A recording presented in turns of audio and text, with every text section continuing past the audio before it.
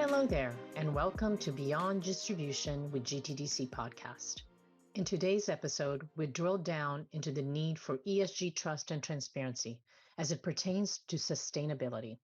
Our special guest today is Roel Drost, who has a PhD and is the Director of Climate and Reporting for PwC. Roel is joined by GTDC General Manager Peter Vandenberg to share their thoughts on the most important issues in the sector, as well as the importance of clarity and well-established guidelines as it pertains to ESG regulations. Enjoy the listen, and if you're enjoying the series, please don't forget to like and subscribe. Thank you. Hello, everybody, and welcome to another episode of our GTDC Beyond Distribution podcast. I am thrilled today to have two gentlemen with me from Europe that are very involved in a project that I know is important to all of us. Let me introduce Peter Vandenberg, who is the GTDC General Manager for Europe, has been for a long time, and is certainly well known by the GTDC and the vendor community in Europe. So Peter, welcome. Thank you. In addition, I'd also like to welcome Roel Drost, who's the Director of Climate and Reporting at PwC. Roel, welcome, and thanks for joining us. It's a pleasure. Thanks for having me. Absolutely. So let me give everybody a little bit of a perspective on what we're doing, and then Roel, I'll turn it over to you. Maybe you could tell us a little bit about your background. But we have initiated a project here at GTDC in conjunction with our members who about middle of 2022 basically told us that this topic, the sustainability topic within the overall ESG area, is one that's extraordinarily important in the marketplace, and certainly in Europe. And in fact, we had our annual event in Amsterdam in June, and you guys presented at that, and it was one of the most popular discussions that we had, and people were extraordinarily engaged. From there, we decided to put this work effort together, and Peter has been driving it for us and coordinating it in Europe. So Peter, I'll come to you in a minute and ask you to comment on that. But before I do that, Roel, could you talk a little bit about your responsibilities at PwC?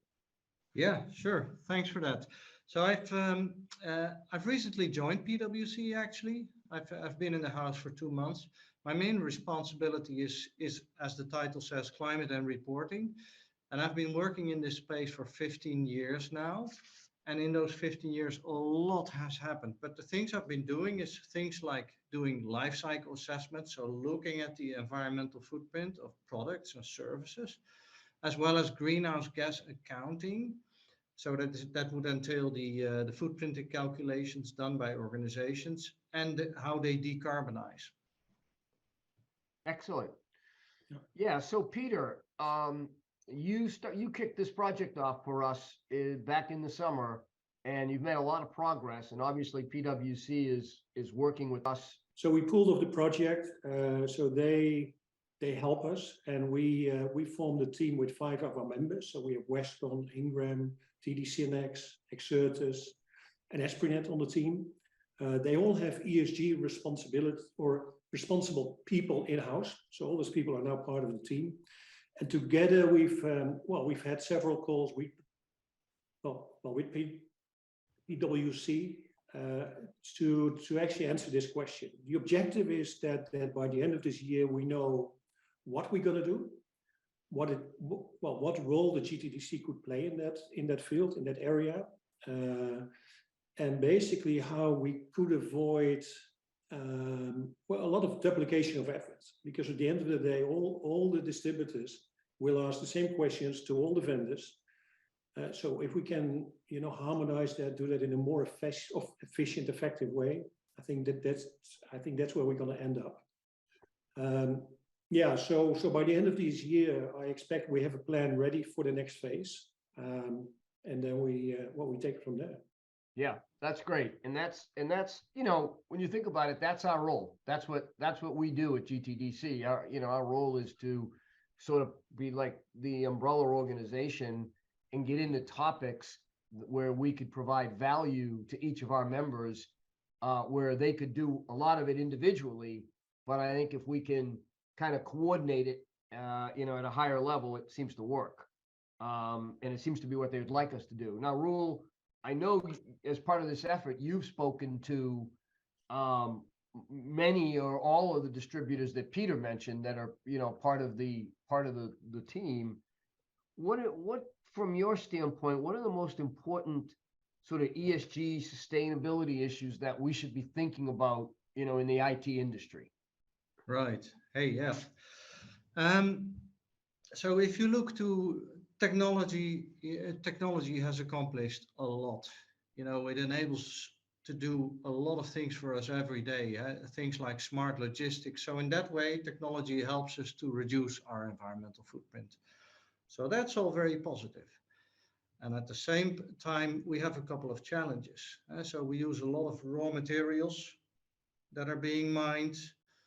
And at the end of the life cycle, for most metals, the recycling rates are less than 10%.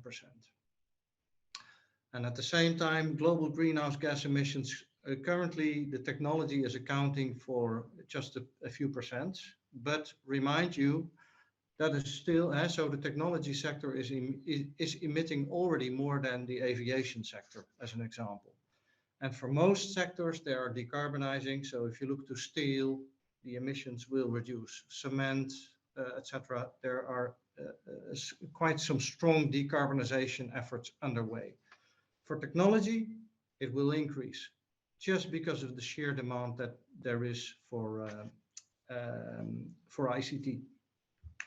So it's expected that in 2040, 2050, it will account for 40% of the greenhouse gas emissions. So what we need to be doing is closing the loop, slowing the loop, and narrowing the loop, meaning that we will need to use less resources to make ICT equipment, that we need to make it last longer so that we slow the loop and close that loop on the recycling. And in order to do that, and that's what this project is all about, we need to enhance transparency. We need to enhance transparency on how to recycle. So for instance, if you take out the battery, the ITADs and the parties at the end of the chain, they need to know how to dismantle and to recycle the components of that battery.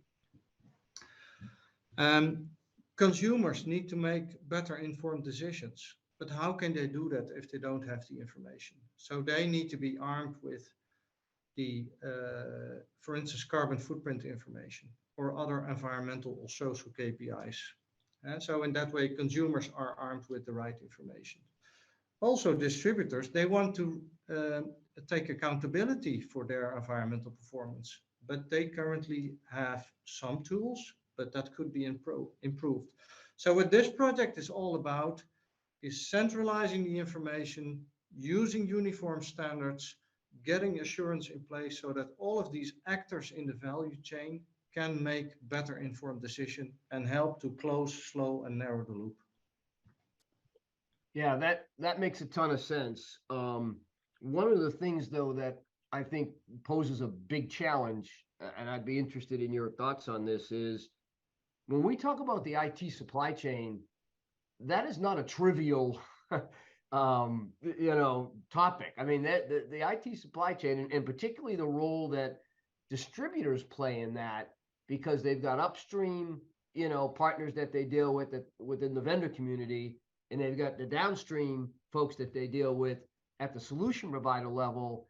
And it's really hard to manage all of that to the point that you make, transparency and to ensure that, folks are aware of what everybody's doing. What are your thoughts there in terms of the challenges that provides here to the distributors? So you're completely right. We are looking at a big challenge. Yeah? So what happens over the past few decades, it's that all these supply chains globalized, they specialized. So you have so many actors, and globally we now have all these networks. So how to get all the information from those supply chains? It is a big challenge. So that globalization has had quite some implications for sustainability, because for many products we don't know how they're made, where they're coming from, and what's in them. And that's exactly what this project is trying to accomplish. And Frank, I'm not saying it's easy, but we are going to do it. And we need to do it together with some other parties in the value chain. So we need to do it together with the vendors. We also need uniform standards so that all the vendors are using the same, are delivering the same information. We also need to make sure that that assurance is being provided on the outputs. So if you look at the current footprinting standards for laptops and iPhones, there is a consensus regarding how to do the calculation, but there is still discrepancies on how it's applied in reality. So we need some assurance on that. There is no silver bullet, so we're going to need a couple of years to get this in place. But let me tell you one other thing that is going to happen, Frank. I hope you allow me to do that.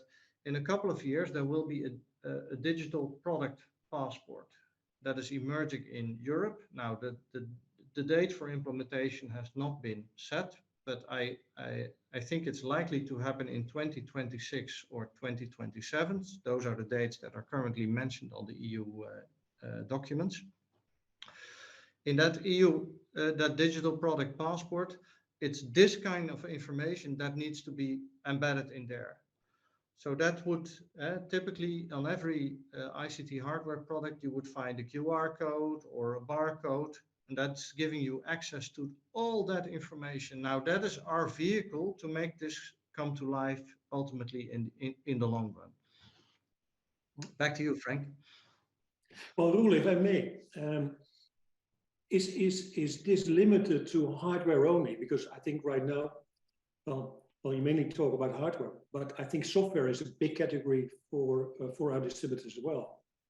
Yeah, I think the rules apply there as well. Exactly, Frank. Peter, you're completely right. It's software as well, and that's actually where a big portion of the emissions are happening. So if you look to devices like iPhones, then the production of these iPhones has quite a big contribution. But if you look to servers, the biggest part is happening in the use phase. So that's electricity consumption. So you're completely right. Yeah, that's so, and that makes a lot of sense. So as we look at this, obviously there are many challenges. One of them that I see though is the various players in the industry. And let's talk about the vendor piece for a minute, and then without getting into any specific vendor, but just in general, they all tend to be in different spots in terms of, you know, how quickly they're implementing what needs to be done internally to, you know, get to the standards that we would like to see. What are you seeing, and what trends have kind of developed over the last couple of years from the vendor community? And are you seeing sort of an accelerated focus on their part? Or, you know, are there still folks that are talking about doing some things, but not really doing much? What's your sense there? I think a lot has already happened. Things like TCO and EPEAT certification. Also that's also driven by procurement, of course. So ultimately, governments, when they procure ICT hardware, they request TCO or EPEAT type of certification. So then the vendor has to do it, else they will be out of business for such tenders. Also, if you look to this footprint calculation, there is a model called PAYA, which is being used by many vendors, and many vendors they ramped up their efforts to release footprints for every SKU that they release. So that's all great. So I think the volume for this information has increased. The only thing which we need to do is make sure that information is not scattered. It needs to be centralized. It needs to be in one location. It needs to be, we need to add credibility to the information, and that is provided by assurance. And we need to make sure that it's all uniform. And that is where we currently lack a little bit of traction. We need to centralize this effort in order to create one hub of ESG information that can be trusted by all stakeholders. So it really is sort of the trust and the transparency piece that you feel is important. How do we accelerate that? I mean, or can we accelerate it, or is it just going to kind of happen at the rate that it's happening? And then obviously the next obvious question, which I know we'll get into, will be, particularly in Europe, will be what role is the government playing in driving this and forcing the transition perhaps faster than people are, wanting to get there. Yeah. Peter, will you comment, or would you like me to comment? No, you comment. You're the expert here. I think you're more, yeah. You do. So we think that we just need to start small and then expand. And so we need to build some sort of coalition of the willing, create critical mass, and then build from there. So so we are currently shaping the plan and validating that with the various parties that Peter mentioned earlier. Is that we start with greenhouse gas emissions. There's data available. Let's centralize that.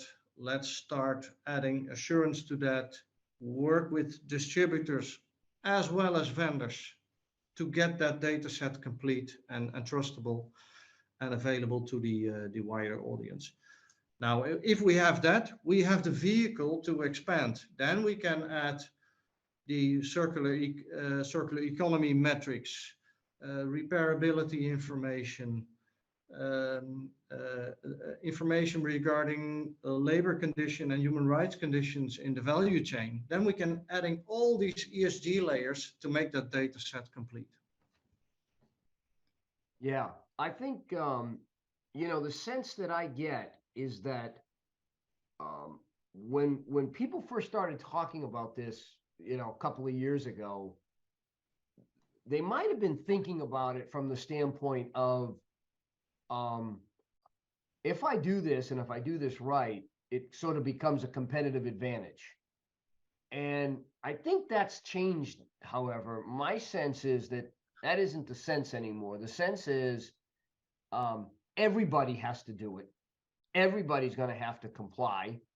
The government for sure, the EU for sure will drive a lot of those regulations. I think, North America's behind, and certainly Asia's behind that, but the EU is certainly driving it. And that now it's really more about collaboration and talking to each other and understanding what each party's doing and how they're doing it. And, like, for example, when we first started talking to the distributors about this, our members, I was shocked. Everyone that we spoke to has people in their organization that this is their job. This is the responsibility that they have, and they are serious about it. I mean, it's not a bunch of charts or people talking about things that isn't getting done. And so I have kind of come to the conclusion that the groundwork has been laid properly, and now it's really a function of evolving and taking it to the next level. And so, how do you see that happening, Roel? Do you see that happening through, really accelerated legislation, really aggressive legislation? or do you see that just kind of playing out over the next couple of years? What's your take on what's happening, particularly in Europe, relative to that? I really like how you just phrased that, Frank, because that is exactly what happened. So a couple of years ago, this competitive advantage thing, which you mentioned in the beginning, we've seen so many greenwashing across various sectors with claims that companies just couldn't substantiate, that weren't even true. Sustainable products that weren't sustainable. What we've come to the realization and that many companies are emerging to is that they are becoming more purpose-led. So they do not care just about financial value creation. It's about integrated value creation, delivering economic, social, and environmental value. And many CEOs and boards of directors realize that. So today we speak about value creation rather than corporate social responsibility, where you just invest in a community investment program. No, we want to deliver real value with our products and services to the market. And to be honest, legislation does help with this. So if you look to a couple of things that happened over the past year, we've seen the Dodd-Frank Act happen in the US, which had quite some impact on the sourcing of metals and minerals, mainly coming from the Republic of Congo. But today we see things happening like the CSRD. The CSRD is the Corporate Social Corporate Sustainability Reporting Directive, which will become mandatory for 50,000 companies in Europe. And it has quite some stringent reporting regulations, forcing transparency for those companies. Also, the digital product passport, which I mentioned earlier in this call, is a good example of that. So it is I would say it is companies realize that it's a collective effort, but they also it's driven by legislation, but also by some sort of collective agreement that we have to do it. And we have to make industries more sustainable because we cannot just continue like this. We have to close the loop, slow the loop, and narrow the loop. Yeah. And also what I'm hearing is also a lot of investors will no longer invest in companies which are not serious about this. So I think in the end, if you want to, attract new investors, you have to do this. Exactly. Access to capital is becoming really critical for companies that do not take this seriously. Yeah, one of the other statistics that I had seen not too long ago had to do with the employees. So a lot of the Gen X employees, this topic, and I'm trying to remember exactly how the stat was presented to me, but I believe it was 44% of them said that this topic is serious enough that if they were choosing between companies to work for, they would opt to work for the companies that were invested properly in this particular area. Not obviously ESG in general, but certainly the sustainability piece is important. Yeah. Half of them consider this to be a factor. And if you think about that, now I go back a lot longer than you guys do, but I can promise you when I started working in this industry, that wasn't something that I was thinking about in terms of, would I take a job working for, this company or that company. So I think that's really an important factor here. Yeah, it is. It is. So in the Netherlands, there was a headline in the newspaper regarding Shell, big oil and gas giant, that they had difficulties in acquiring technical talent, which just young technical talent, which just refused to work for Shell. It wasn't my statement of course. It was just a headline in the newspaper in the Netherlands. So it's happening. Yeah, absolutely. Well, good. So we're kind of winding down our time. So, I don't know if this is a fair question, but I'm going to ask you anyway. It's kind of a hard question. But, Uh-huh. you know, if you had to look out, you know, 5 years, for example, you know, in terms of what one would like the environment to be like, particularly in our space, and perhaps where you think we're going. What are your views on that? Where is it going? What can we look forward to for the next, you know, 5 years? And what's that journey going to look like? It would be ESG transparency at your fingertips. So every device has completely ESG transparent performance assured by a third party. So you would be able to scan it with a QR code or whatever identity. You would be able to scan it and get access to all the information. You would see where it's made, how it's made, what the footprint is. It includes manuals on how to dispose certain parts when the product is being disposed of. It would contain a repair guideline, everything to enhance social as well as environmental transparency. That would be my dream. If we can get that, that would be awesome. Yeah, that's a pretty good soundbite. ESG transparency at your fingertips. I like that soundbite. That's a good one. So, yeah. So, well, look, we are obviously well into this. This is a really important project for us. And as we go forward into 2023, we're going to be doing a lot more work with you guys. I can assure you, and Peter, I know you'll kind of underscore this, the member distributors, the GTDC members distributors are serious about this topic. This is a very, very important topic. There's no debate in my mind that the vendor community is serious about it, right?